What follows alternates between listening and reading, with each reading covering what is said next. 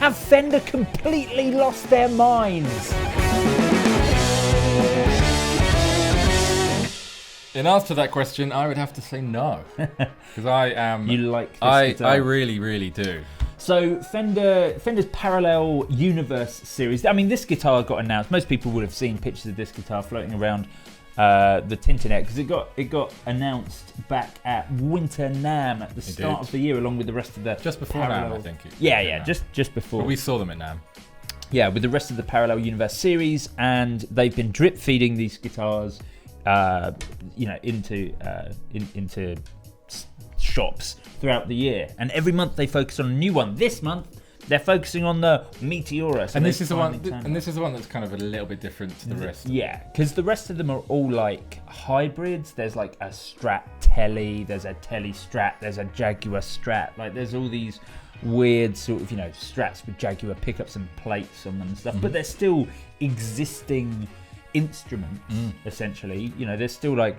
They still cut them from the same CNC machines that they do all their standard stuff. Whereas this is totally different. A totally new shape for Fender.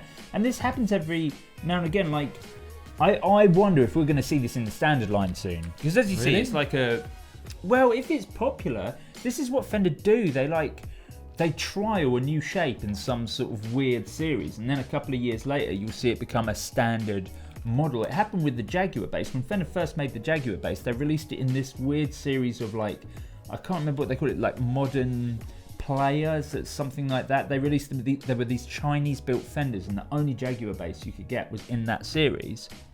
And it was so popular that then it became American standard. And now there's a Fender Player Jaguar bass. There are Squier Jaguar basses. Like it's become the same as like a Jazz and a Precision, but. Back to this. I wonder if that will happen with this. Word on the street, is it popular?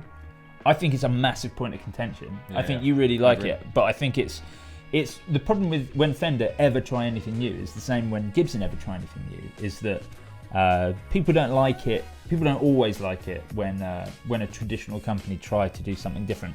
But I really like this. I'm really into this. Yeah, I mean, it's not until we actually got it that I really liked it. Because I looked at the pictures and I was like, oh, it's cool.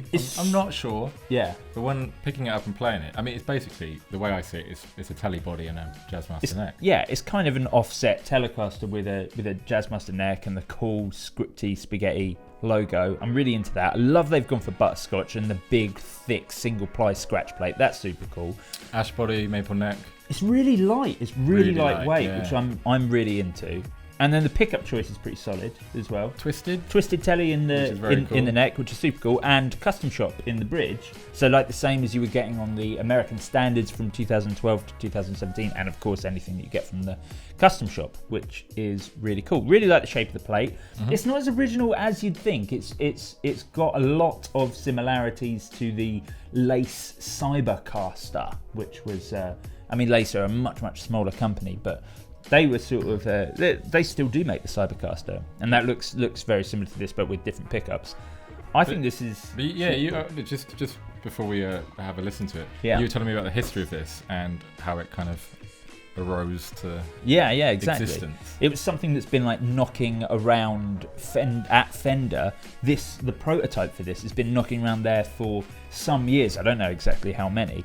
And it was literally that someone found it in amongst a load of prototypes and was like, well, this is pretty cool. Let's release this as part of the Parallel Universe. So what a weird and interesting way for an instrument like this to sort of become a standard place thing. Cool vintage tint lacquered, very retro maple neck with big old black block inlays, very 70s there, and but what's cool is the neck is the Fender Professional series neck, yeah. So it's cool. It's very modern, 9.5 inch radius, super cool. This is a versatile piece of awesomeness.